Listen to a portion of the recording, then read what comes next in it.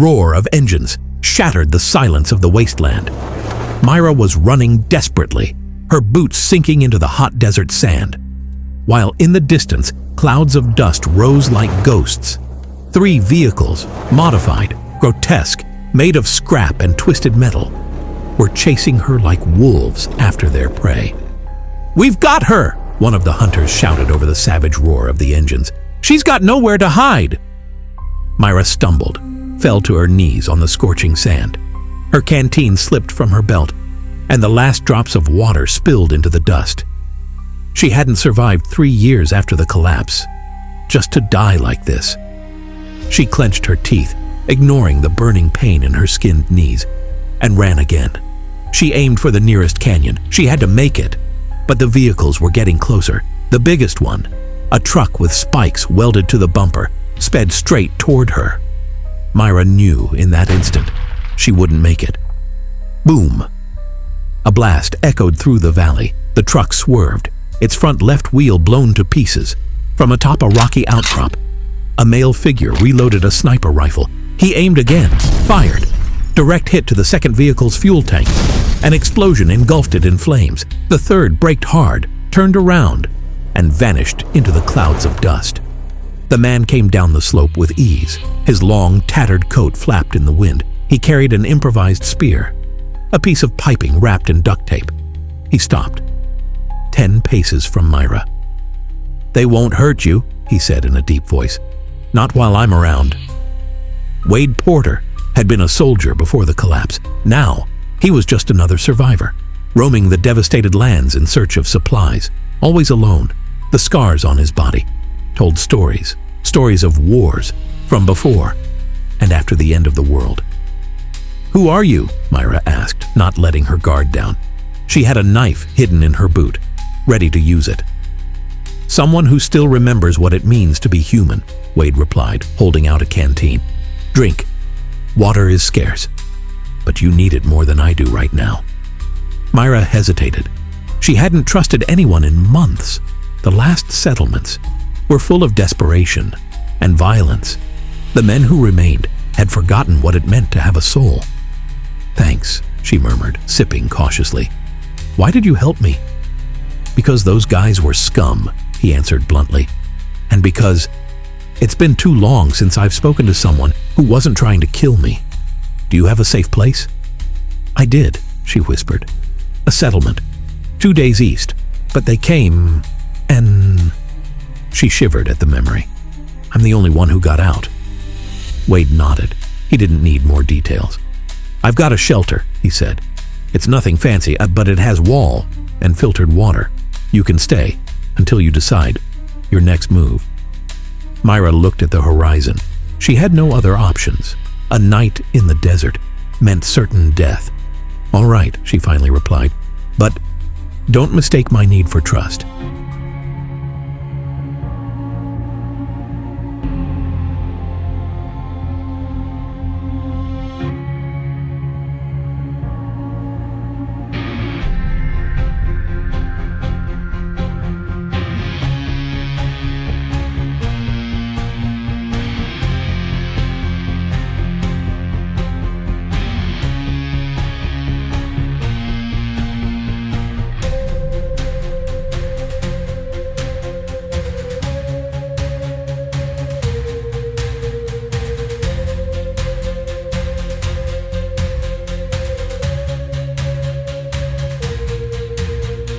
Wade's shelter was an old military bunker, half buried beneath a hill. He had managed to turn it into a home, or something close to it. Rainwater tanks connected to a rudimentary filtration system. Solar panels salvaged from scrap, still providing some electricity. And walls reinforced with metal that seemed to withstand both time and the world. "How did you find this place?" Myra asked, while Wade lit a small stove to warm the food. "I served in a special unit," he replied, stirring a can of beans with a calm gesture. "I knew the location of facilities that weren't on public maps. When the collapse began, I came here." Myra looked around the space, taking in every detail. Maps spread out, marked with routes and coordinates. Communication equipment, blinking, searching for signals, and weapons. maintained with almost obsessive precision. "You're not just a survivor," she said, narrowing her eyes. "You're looking for something." Wade handed her a bowl of hot food before answering. "I'm looking for others who want to rebuild, not just survive. There are rumors of organized communities to the north. They say they're recovering technology and knowledge, places where people work together instead of killing each other for supplies." "Sounds like a fantasy," Myra replied bitterly. "I've seen too many settlements turn into nightmares when food runs low. That's why I haven't joined any of them." "Yet," Wade admitted, his voice low. "But I keep looking." That night, Myra slept with a knife beneath her makeshift pillow. Every creak, every footstep, every breath kept her alert. Wade stayed on the other side of the shelter, silent, never coming close, respecting her space and her fears. 3 days later, Wade returned from a scouting expedition with disturbing news. "The group that was chasing you has joined forces with others," he reported as he spread a map out over the metal table. "They're not just looking for supplies, they're looking for you. Specifically." Myra turned pale. "How do you know?" she asked, her voice tense. "I heard them. They have a camp 10 kilometers south. They're talking about the woman from the east. They say you're special, that you're—" Wade hesitated. "What?" demanded Myra. "They say you're immune, that you survived the plague that killed most women after the collapse." Myra collapsed into a chair. Her secret, the one she had guarded so closely, was no longer hers alone. "I'm not the only one," she finally said, "but there are few of us, very few. When the men found out that some of us were immune, they started hunting us, not for protection, not for survival, but for—" She didn't finish the sentence. "For power," Wade said. "Whoever controls the future population controls the world to come." "That's why I can't stay in one place," said Myra, suddenly standing. "That's why I can't trust anyone, not even you." "I'm not holding you back," Wade replied calmly. "But if you leave now, they'll catch you. We have to be smarter than they are." Myra stared at him with intensity, searching for any hint of deception. All she found was determination. "Why are you really helping me?" she asked. "Because I'm tired of watching humanity destroy itself again and again," Wade said. "And because you represent something I thought we'd lost. Hope." A week later, while they were fortifying the bunker against the looming threat, Wade found Myra going over his maps and his notes. "Did you find anything interesting?" he asked, with no accusation in his voice. "These aren't just route maps," Myra said. "They're records of surviving women's settlements." Wade nodded, slowly. "I've been tracking survivor groups for years, especially the vulnerable ones." "To protect them? Or to exploit them?" Myra asked, as her hand subtly slid toward her knife. "To connect them," Wade replied. "There are isolated communities that believe they're the only ones left. I'm building a network, safe points, protected routes." Myra pulled out a folded sheet of paper from between the maps. "And this? It's a list of women," with locations. Wade's face hardened. "It's not what you think." "No? Because it looks exactly like the kind of information those groups chasing me would kill for, without hesitation." "Those are women I helped reach safe zones," Wade explained. "The information is encrypted. Only I can interpret it correctly." "You expect me to believe you? After everything I've seen?" "I don't expect anything," Wade replied firmly. "But if I wanted to turn you in, or use you, I would have done it already. I've had plenty of chances." The tension between them was like a wire on the verge of snapping. "Tomorrow morning, I'm leaving," Myra decided, "and I'm taking these maps with me." "The maps without me are useless," Wade said. "And out there, alone, with those men hunting you, you won't last a week. I've survived 3 years, after the end of the world. Don't underestimate me." Wade nodded, respecting her resolve. "I won't stop you," he said seriously. "But at least, let me show you something before you decide." They didn't get the chance. That very night, explosions shook the outer perimeter of the bunker. They had been found. "We have to move now," Wade shouted, quickly gathering supplies and weapons. "There's an escape tunnel. It leads to a network of caves." Myra already had her backpack in hand, always ready, always prepared to run. It had been her constant since the collapse. "How did they find us so fast?" she asked as they headed toward a hidden panel on the back wall. "I don't know," Wade replied, but his tone suggested otherwise. They had barely entered the tunnel when the bunker's main door gave in. Male voices flooded the space, orders shouted with urgency and violence. "Search everything! We want her alive!" Wade and Myra moved in silence through the narrow passage, lit only by a tactical flashlight. After 20 minutes of forced march, they reached a fork. "Left leads to the surface? About 3 kilometers out," Wade whispered. "Right goes deeper underground, into an old sewer system. Longer, but safer." "How did they know where to look?" Myra pressed, blocking the way with her body. "No one followed us. I was extremely careful." Wade's silence was her answer. Myra stepped back, in disbelief. You told them. All this time." "It's not what you think," Wade replied. "There's someone in their group, an infiltrator working with me. He warned me about the attack, but it was too late. And you expect me to believe you, after lying to me?" A crash echoed through the tunnel. They had been followed. Every second counted. "We don't have time for this now," Wade insisted. "We have to keep moving, or they'll catch us both." "Why should I trust you?" Myra spat. "Because right now, I'm your only chance to survive." They emerged into a narrow canyon, just as dawn began to paint the sky orange. Wade led Myra toward a rocky formation. It offered natural cover and visibility over the surrounding terrain. "We'll rest here briefly," he said, offering her water and dried meat. "Then we need to continue north." "I'm not going anywhere with you until you tell me the truth," Myra replied, accepting the supplies, but keeping her distance. "All of the truth." Wade remained silent. He gazed at the horizon for a long while before speaking.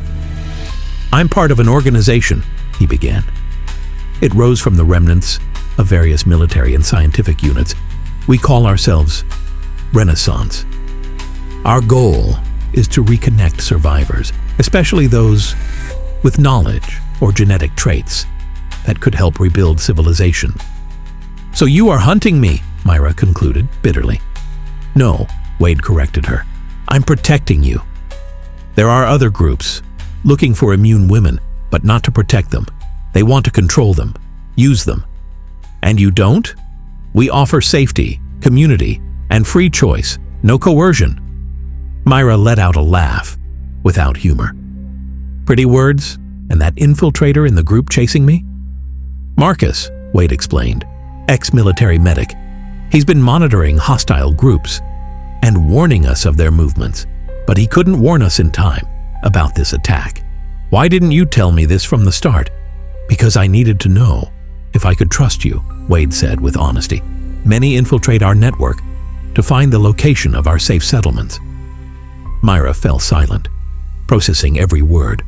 It all made sense, but years of betrayal made it very hard to believe. "If what you say is true, then tell me, where is this safe settlement?" Wade pulled out a small device. It looked like a compass, but it was modified. 3 days to the north, but now that we're actively being tracked, the journey will be dangerous. "It always is," Myra replied, her voice steady and her eyes full of resolve. The group pursuing them was more organized and better equipped than Myra had initially assumed. 2 days later, while crossing an old, abandoned oil field, they walked right into an ambush. Gunfire echoed through the rusted structures, the sound metallic and deadly. Wade shoved Myra behind a tank just as bullets slammed into the metal. "6 hostiles!" he shouted, returning fire with surgical precision. "We have to make it to that structure!" He pointed to a half-collapsed building, about 50 meters away. "Crossing that open space is suicide," Myra replied. "Not if we create a distraction," Wade said, pulling what looked like a homemade grenade from his backpack. "When it goes off, run for the building and don't look back. And you? I'll cover you and follow." Myra hesitated. "I'm not letting you sacrifice yourself." "It's not a sacrifice," Wade replied with a tense smile. "It's strategy." He threw the device, and it exploded into a thick cloud of smoke. Dark, blinding. Myra ran, just as he had instructed. She could hear Wade's gunfire behind her, covering her.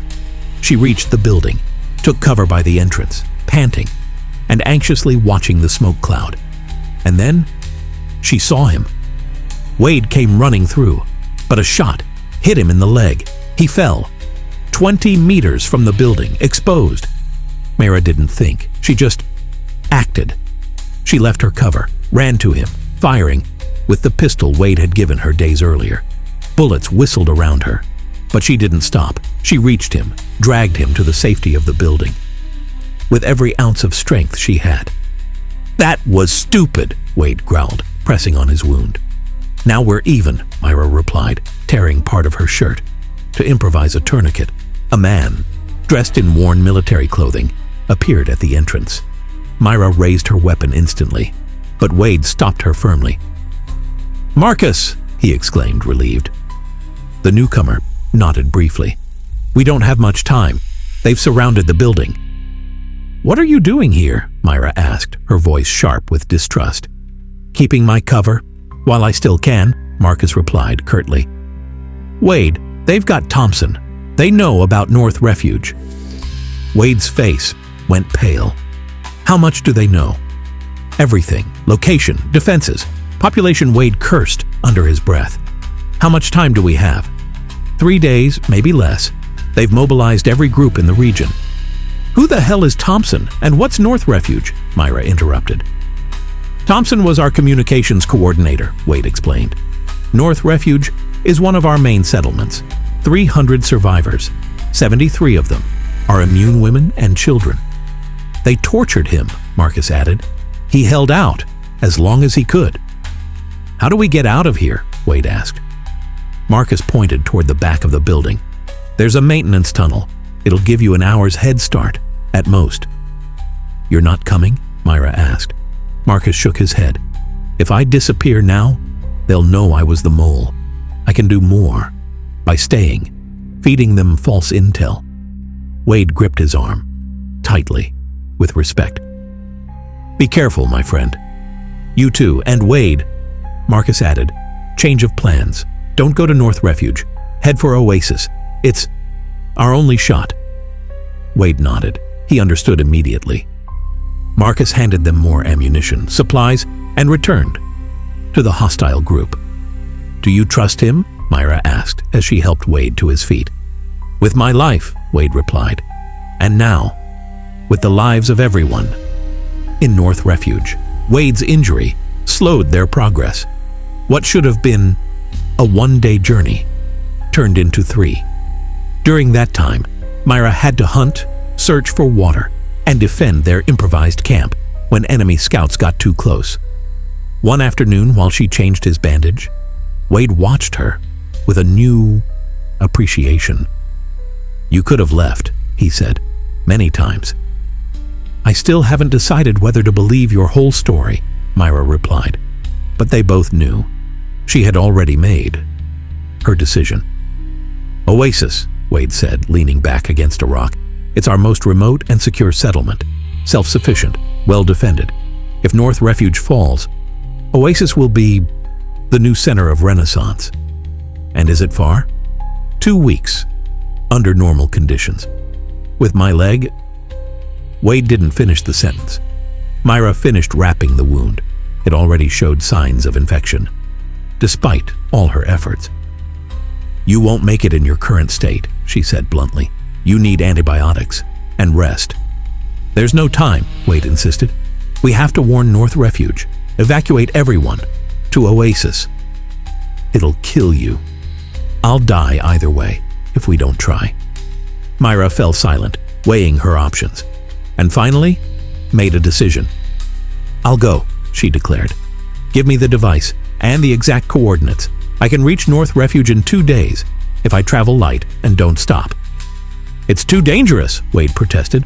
"More dangerous is letting 300 people die because we both stayed here. I can do it. I've survived alone for years. If you go, you'll be risking your life for people you've never even met," Wade pointed out. "Maybe it's time to believe there's still something worth fighting for in this world," Myra replied. "Something more than just survival." Wade looked at her, studied her face, seeing that determination he had admired since day one. He nodded slowly and handed her the navigation device. "There's a cave half a day from here," he explained, marking the location on a rough map. "It has hidden medical supplies. Use them for the infection. I'll catch up when I can." "What if you can't?" Wade looked her straight in the eyes. "Then I'll be proud to know I made the right choice by trusting you. Oasis is here." He pointed to a spot on the map. "Memorize it and destroy the map." Afterward, that night, Myra prepared everything to leave at dawn, sitting beside the small fire. They shared the last of their food rations, in silence at first, until Myra spoke. "Why did you decide to trust me after everything you've seen? All the betrayal and cruelty?" Wade stared into the flames, slowly, thoughtfully, and only then he answered, "Because I saw something in you that's rare in this world. Integrity. You could have killed those men who were chasing you. If you'd wanted to, you had the skills, but you chose to run. Preserving life when you can is a choice that's becoming increasingly rare." Myra had never seen her actions from that perspective before, and Wade continued, "And you? Why did you finally decide to trust me?" Myra didn't hesitate. "Because you had many chances to betray me, and you never did. And because I want to believe there's a better future than this." At dawn, Myra set out for North Refuge. She carried with her not just the mission of warning its people, but also a renewed hope, one that Wade had awakened in her. She didn't know if she'd ever see him again, but for the first time in years, she had a purpose greater than her own survival. Wade watched her walk away from his improvised shelter, trusting that he had found not just an ally, but someone capable of carrying forward the vision of a world rebuilt on foundations stronger than the ones before. On the horizon, storm clouds were forming. They promised hardship, but also the much-needed rain for the parched wastelands. A perfect metaphor for the path they had both chosen, full of danger, but with the promise of renewal.